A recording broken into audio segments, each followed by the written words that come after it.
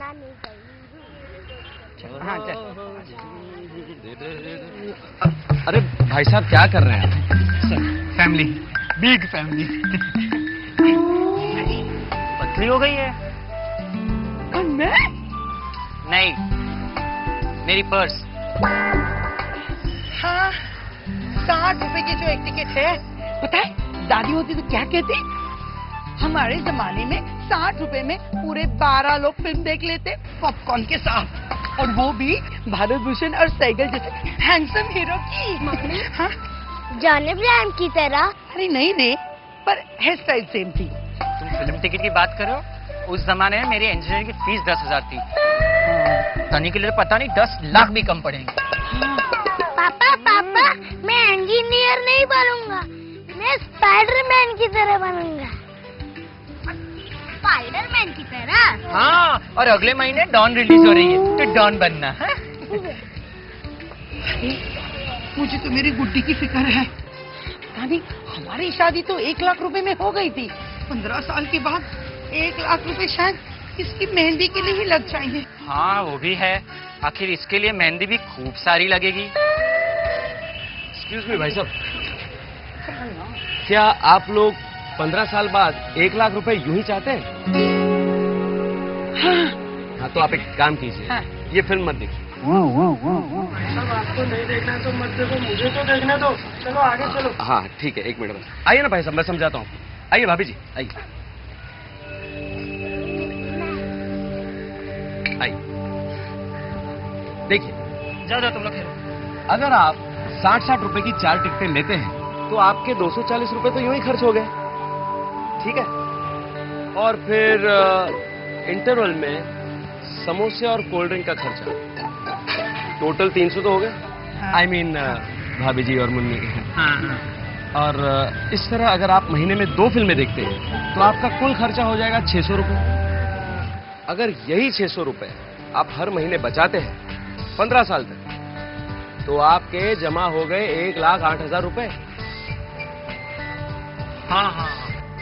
अगर यही छोटी सी रकम आप कहीं निवेश करते हैं, आई मीन इन्वेस्ट करते हैं, तो आप लोगों का फ्यूचर एकदम सेट हो जाएगा, पूरी तरह से सिक्योर। वो तो है, लेकिन इतनी छोटी रकम इन्वेस्ट करे कैसे? आई मीन ऐसा कौन है जो हमारी ये छोटी सी रकम संभालेगा? लगता है आप लोगों ने म्यूचुअल फंड्स का नाम नहीं सुना। नहीं। वो देखिए,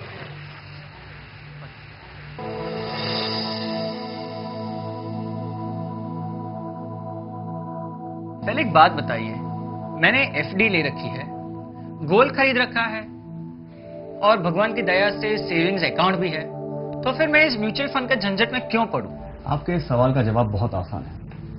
मान लीजिए 1000 रुपए महीने के हिसाब से आप साल के 12,000 रुपए कहीं निवेश करते हैं, तो 8% सालाना ब्याज के हिसाब से 10 साल बाद आपको कितने पैसे वापस मिलेंगे?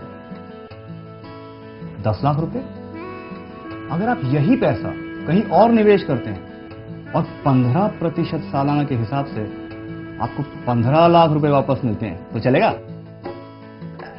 चलेगा नहीं, दौड़ेगा। हाँ। अच्छा, म्यूचुअल फंड्स में आप हमारे पैसे किस तरह से निवेश करेंगे? देखिए, म्यूचुअल फंड को हमारे फाइनेंस विशेषज्ञ संभालते हैं। म्यूचुअल फंड में सिर्फ आप ही का नहीं, बहुत सारे लोगों का पैसा निवेश होता है, और ये बहुत सारे लोगों का पैसा निवेश होकर जब एक बड़ी रकम तैयार हो जाती है, तो उसे हमारे फाइनेंस विशेषज्ञ छोटे बड़े शेयर्स और डिबेंचर्स में इन्वेस्ट कर देते हैं। इससे क्या फायदा होता है कि आपका पैसा छोटे बड़े सारे शेयर्स और डिबेंचर्स में निवेश हो सकता है, और जैसे जैसे ये रकम बढ़ती है वैसे वैसे आपका पैसा बढ़ता है। हाँ, आज तक तो मैंने सिर्फ इन दोनों का वजन बढ़ते हुए देखा है। क्या म्यूचुअल फंड स्टॉक्स और डिबेंचर्स में भी निवेश करता है? बिल्कुल, आपका पैसा विभिन्न कंपनियों के शेयर्स, बॉन्ड्स और गवर्नमेंट सिक्योरिटीज में निवेश करते हैं। पापा, हमारे गवर्नमेंट के लिए भी बॉन्ड है? ये मोटी, हम जेम्स बॉन्ड की बात नहीं कर रहे हैं।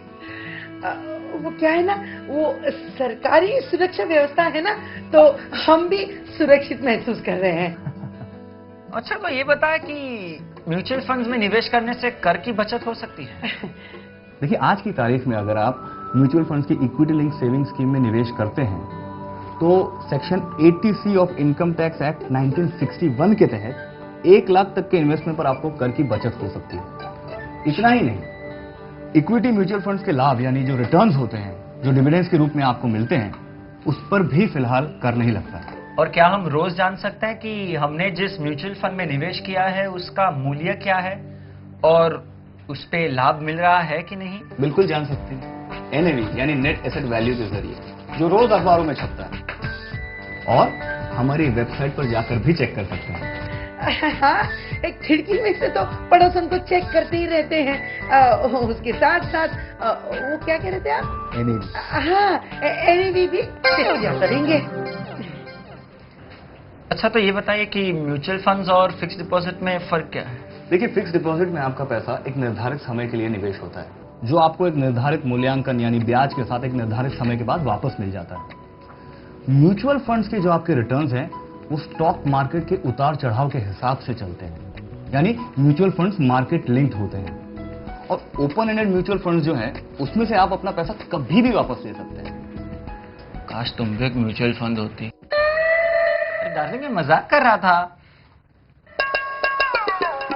लेकिन किस हद तक मुनाफा हो सकता है म्यूचुअल फंड में निवेश करने से? देखिए, अगर आप चाहें तो थोड़े समय के लिए भी म्यूचुअल फंड में निवेश कर सकते हैं, लेकिन विशेषज्ञों का यह मानना है कि लॉन्ग टर्म, लंबे समय यानी कम से कम 3 साल तक के लिए अगर आप निवेश करें तो बेहतर। कई बार ऐसा देखा गया है कि थोड़े समय के लिए निवेश करके बहुत बड़ा मुनाफा हुआ है, लेकिन इसमें एक बात का ध्यान रखना बहुत जरूरी है कि हमेशा ऐसा नहीं होगा, क्योंकि मार्केट में उतार चढ़ाव तो होगा। इसलिए लंबे समय यानी कम से कम 3 साल तक के लिए निवेश करने की सबसे अच्छी जगह म्यूचुअल फंड है, क्योंकि म्यूचुअल फंड मार्केट लिंक्ड होते हैं और आपका पैसा निवेश करने का भार हमारे फाइनेंस विशेषज्ञ उठाते हैं। इस बार से तो कम ही होगा। पर सही म्यूचुअल फंड चुने कैसे? बहुत आसान है। म्यूचुअल फंड कंपनी के ऑफर डॉक्यूमेंट यानी प्रस्ताव पत्र को बहुत ध्यान से पढ़ें, कंपनी के पिछले रिकॉर्ड और स्कीम का लेखा जोखा चेक करें, फिर अपनी जोखिम उठाने की क्षमता को देखते हुए स्कीम की जोखिम रूपरेखा को चेक करें, स्कीम की पूरी जानकारी को समझें और देखें कि वो आपका पैसा कहां निवेश करने वाले हैं और उनका पिछला रिकॉर्ड कैसा है। और स्कीम में निवेश करने पर हमें क्या मिलता है? आपको यूनिट्स मिलती हैं और हर यूनिट का एक मूल्य होता है जिसे नेट एसेट वैल्यू कहते हैं। मान लीजिए आपके यूनिट की एनएवी है 10 रुपए और आपने उस पर 100 रुपए निवेश किए हैं, तो आपकी निवेश के खर्चे को काट कर आपको लगभग 10 यूनिट मिलेंगे। और ये सिस्टमैटिक इन्वेस्टमेंट प्लान SIP वो क्या होता है? SIP सिस्टमैटिक इन्वेस्टमेंट प्लान यानी आपकी सुविधा के अनुसार किया गया सुनियोजित निवेश प्लान। ये बहुत ही आसान तरीका है। इसके जरिए आप छोटी सी रकम लंबे समय तक के लिए निवेश कर सकते हैं। SIP के 2 बहुत बड़े फायदे हैं। सबसे पहला ये कि आप छोटी सी रकम निवेश करते हैं तो आपके ऊपर ज्यादा भार नहीं आएगा, और दूसरा ये कि रेगुलर मंथली इन्वेस्टमेंट की वजह से आप शेयर बाजार के उतार चढ़ाव को संतुलित कर सकते हैं। यानी कि हर महीने आपको एक निश्चित रकम जमा करनी है और उसे लंबे समय तक के लिए निवेश करना है। यानी कि जब कीमत ज्यादा हो तो कम यूनिट्स और जब कीमत कम हो तो ज्यादा यूनिट। बिल्कुल सही कहा आपने। पर इस म्यूचुअल फंड में जोखिम कितना है? देखिए, जोखिम तो हर एक निवेश में होता है, लेकिन म्यूचुअल फंड में निवेश की गई आपकी छोटी सी रकम को अलग अलग कंपनियों में निवेश करके हमारी ये कोशिश रहती है कि आपका जोखिम कम हो जाए। यदि एक निवेश खराब भी निकल जाए तो आपकी बाकी निवेश की गई रकम पे कोई असर नहीं पड़ता। पापा, ये म्यूचुअल फंड तो हमारे स्टार बैट्समैन की तरह है, मिनिमम रिस्क लेके मैक्सिमम रन्स बनाता है। बहुत समझदार बेटा है आपका। बिल्कुल मुझ पे गया है। हाँ। लेकिन म्यूचुअल फंड्स में निवेश करें तो कैसे? किसी भी म्यूचुअल फंड के रजिस्टर्ड ब्रोकर या बैंक के पास चले जाइए, या फिर म्यूचुअल फंड की ऑफिसेज में इन्वेस्टर सर्विस सेंटर्स है, उनकी मदद ले लीजिए। जिस स्कीम में आपको निवेश करना है उसका एक एप्लीकेशन फॉर्म आता है, ये देखिए। इस एप्लीकेशन फॉर्म को भरिए और आप जितनी रकम निवेश करना चाहते हैं उतनी रकम का चेक या डीडी दे दीजिए। पापा, ये दीदी को दे दो, ये मुझे बहुत सताती है। नहीं, डीडी नहीं, डीडी। डीडी मतलब डिमांड ड्राफ्ट। सुनियोजित निवेश प्लान यानी SIP में भुगतान कैसे करते हैं? आपको आगे की तारीख के चेक्स देने होंगे और म्यूचुअल फंड्स में किस किस तरह की स्कीम होती है? देखिए, अलग अलग जरूरतों के लिए अलग अलग स्कीम्स हैं, जैसे कि children's plan, retirement plan, tax saving plan, ऐसी कई योजनाएं हैं। और जोखिम रूपरेखा को मद्देनजर रखते हुए भी कई स्कीम्स हैं। आप चाहें तो शेयर बाजार में भी निवेश कर सकते हैं। इसके लिए इक्विटी स्कीम्स या फिक्स डिपॉजिट स्कीम्स के जरिए आप सरकारी सुरक्षा व्यवस्था में भी निवेश कर सकते हैं। और हमें कैसे पता चलेगा कि म्यूचुअल फंड किन किन स्कीमों में निवेश कर रहा है? देखिए, म्यूचुअल फंड समय समय पर इसका खुलासा करते रहते हैं और इसकी जानकारी आप हमारी वेबसाइट पर जाकर, यानी कि म्यूचुअल फंड की वेबसाइट पर जाकर भी प्राप्त कर सकते हैं। यही नहीं, निवेशक होने के नाते आपके निवेश की पूरी जानकारी आपको लिखित रूप में भी मिलती रहेगी। जी, हम आपकी सारी बातें बिल्कुल समझ गए। हाँ, बिल्कुल समझ गए। हाउसफुल हो गया, लेकिन मेरी तो इस महीने की पहली फिल्म थी। खैर छोड़ो, आप लोग भी कुछ समझे कि नहीं? हर महीने एक फिल्म कम देखना। श्रीमती के लिए महंगी साड़ी अगले महीने खरीद लेना, और बेटे के लिए वो क्रिकेट सेट बाद में ले लेना यार।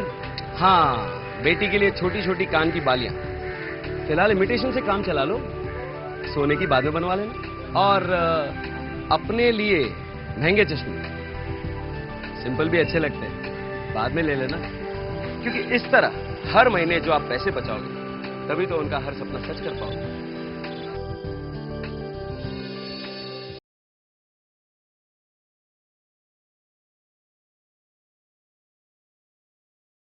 म्यूचुअल फंड में निवेशों के साथ बाजार के जोखिम होते हैं। निवेश करने से पहले योजना संबंधी कागजातों को ध्यानपूर्वक पढ़ लें।